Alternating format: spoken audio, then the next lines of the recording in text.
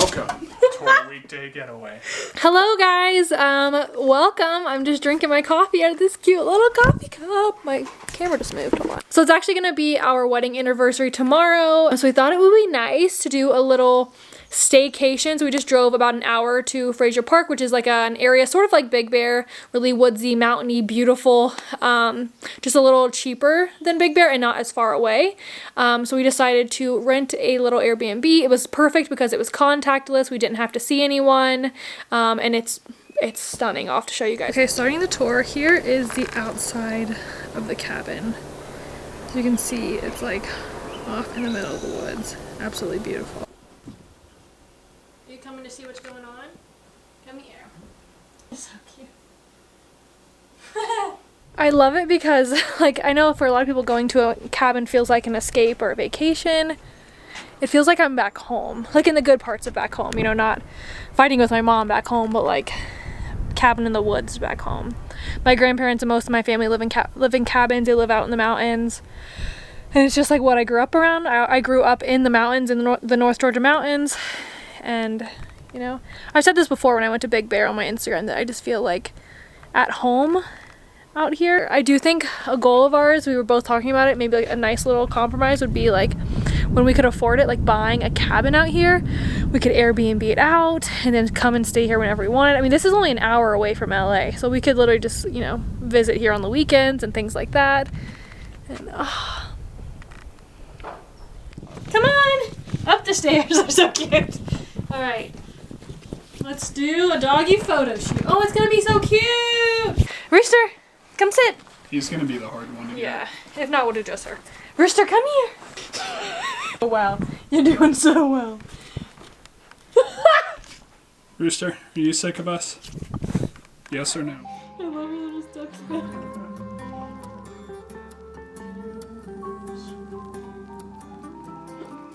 Yay! Good job!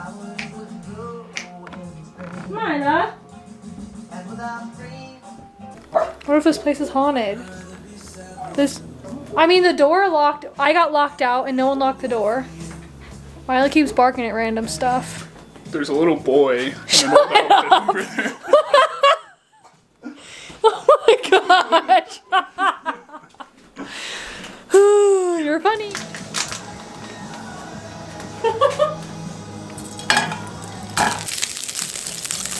So we had dinner. I forgot to show you guys, but we found this amber coconut nectar. It's supposed to be like in place of honey, and Noah tried it and said it's delicious. I'm not supposed to have a lot of coconut because it makes me really sick, but he said I have to try a little bit. I'm scared. It's good, isn't it?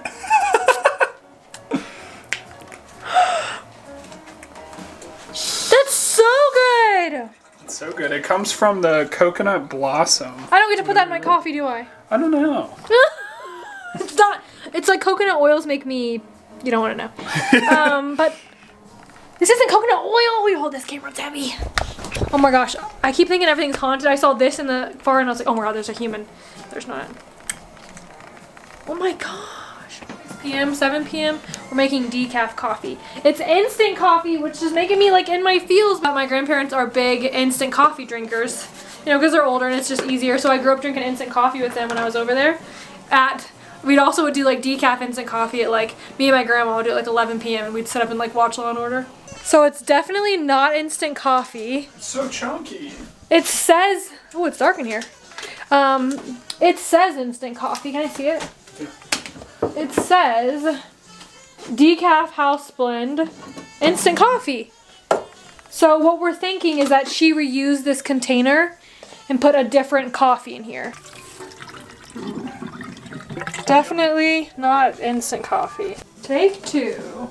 The weakest pot of coffee I've ever made because this is not decaf, but it's gonna be delicious. It smells yummy.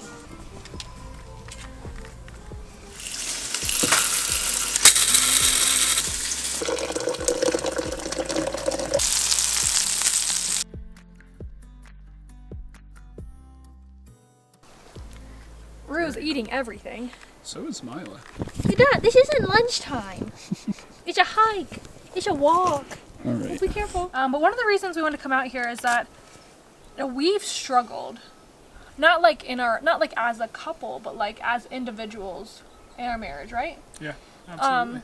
We both realized that we kind of, I don't know, we've gotten like caught up in like the LA life sometimes.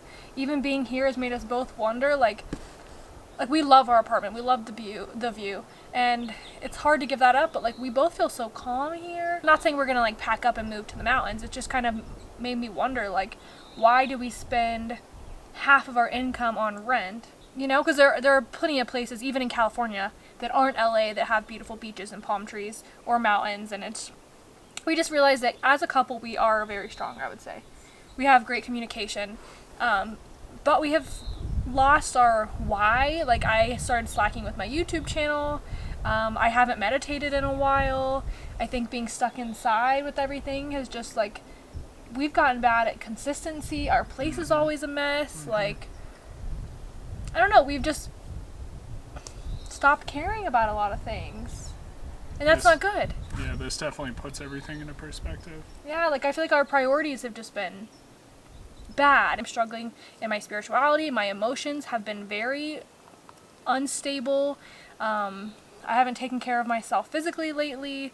I haven't taken care of my home, and it's just, I want to work on that. We have to prioritize us and like our future, and not just, you know, small meaningless things that they give you gratification for 2 minutes. Right.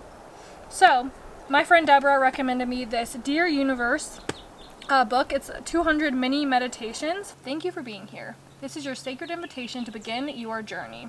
You have the wisdom within you to remember your soulful union since the realm before time. Call upon me whenever you feel inspired to guide your own energy. The feeling of hollowness that can make your soul ache when someone leaves or distance themselves from your life. I always think my mom's always makes me emotional, stuff like this. These wounds can be planted into your psyche from childhood, but the good news is that you can rewire your connection to the situations that trigger you. Remember, you get to attach meaning to the events that unfold in your life.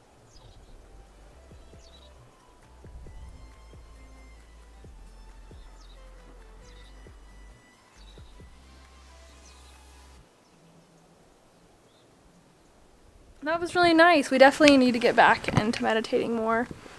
I always have told everyone like how important that was for my mental health, so it just shows how much when our priorities are messed up, we take care of the wrong things, and it just kind of makes everything not work. So, reminder to me and anyone else who needs to hear this, like, it's okay to put yourself at the top of your list.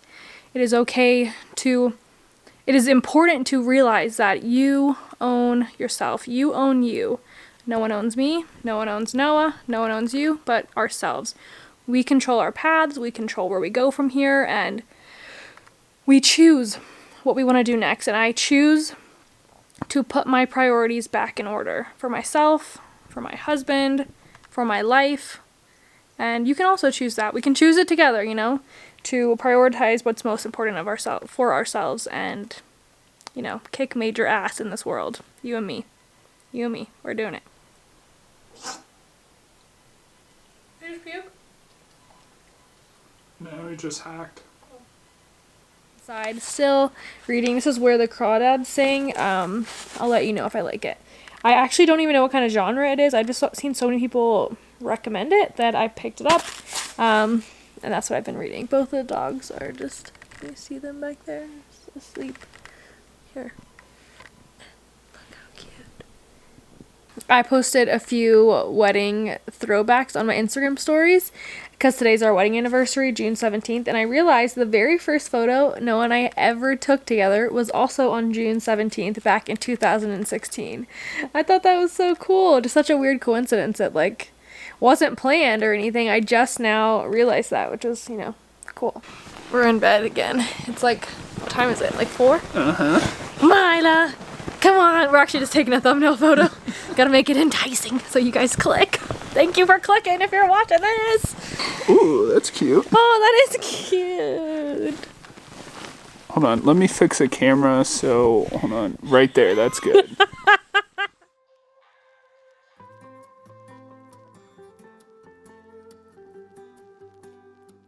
We're starting to think about, like, houses and how much we spend on rent and how we can't even fathom buying a house right now because we spend so much money on rent in LA. So expensive. And we just decided to look because we found a beautiful house right down the road. And I just want to show you the difference. This is $690,000. $690,000 in LA. Do you see that? This makes you really think. What the heck? Okay, so this is $290,000. It says 2 bedrooms, but it's actually 3 bedrooms. Look at this. Full house. Private property. Oh my gosh. Stunning. Oh my gosh. Oh my gosh. Look at that. Huge, huge balcony. Wraparound porch. A beautiful kitchen. Stunning updated kitchen. 1 bedroom. Nice bathroom. 2nd bedroom. Another bathroom. A loft 3rd bedroom. And a full 2-car garage. For half the cost of the one we saw in LA that was literally a box. No, nothing wrong to live in a house that small. I grew up in a house that size. But I'm saying a house that size shouldn't be paying. should not be almost $1 million. Yep. What do you get in LA for $1 million? Iced coffee. And the thing is, we're not hating on LA. We love LA. But the prices. We could do so much more with that. We could. For ourselves, for our lives, for our communities, like vacations, things for we our could family, buy. for Yeah. it just makes me think about where all my money's going. I'm like, it's just being thrown away. I want to buy a house now. This makes me want a home. Yeah. I don't blame you. Look at this. I want a house, and I don't know what. Now we're like both like. Noah brought it up too, and Noah loves LA, and he's like, it'd be so nice to own a house like this. I love living in the city, but I don't know.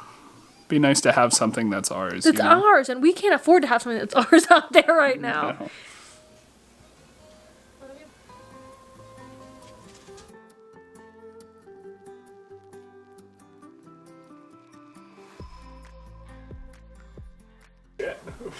That like caught fire. That was like making noise. So another thing we wanted to do is get into journaling. My friend Deborah also recommended this book. This is 365 Ways to Raise Your Frequency. It's basically a really nice journaling prompt to do every day for a year. It's interesting. It's almost like a weird coincidence that the theme of today's was clarity of your purpose, like knowing what your purpose is and why you want to do the things you want to do. And something we've recently been talking about Just yesterday. Yeah, is that we don't know our whys anymore, why we do the things we do. We just kind of live on autopilot. Something that I literally tell people all the time to not do. It's so weird. And the more I get into astrology, the more it tells me that a Taurus is very likely to give advice and forget to take it. And I'm like, I do that. And I've got to take my own advice. And we can't live on autopilot. We have to know why we're doing things. If not, then you wake up one day and you're like, how'd I get here? And you don't know. You want to know where you're going and how you're going to get there so you're in control of that, not just like hope for the best. I feel like my why a lot of the times has been to like please other people in a lot of things I do. I'm very much so a people pleaser. And I think, when I start to do things for myself a little bit more, I think that's where that, consistent happiness is going to come from. I love that. No, that's so great, babe. This was fun. Okay, well, we're gonna head out for the night. All right, we are on our way home. We had a wonderful time. There was some weird stuff. A lot of weird stuff. But for the most part, that sounds like we did weird stuff. There was some weird stuff with our Airbnb. But for the most part, we had a lot of fun. We have a lot of thoughts. We definitely got a new perspective on our priorities. I feel like we grew as a couple a little bit. I do. I also think we grew as a couple. Overall, I personally feel really recharged and really connected. I was telling Noah that I thought of this Instagram caption that just kind of came to me, that maybe sometimes you have to disconnect and unplug to recharge and reconnect. And I feel like that's exactly what we did. So we are all piled up in the vehicle and we are heading back home. Love you very much, and we will see you next time. Bye.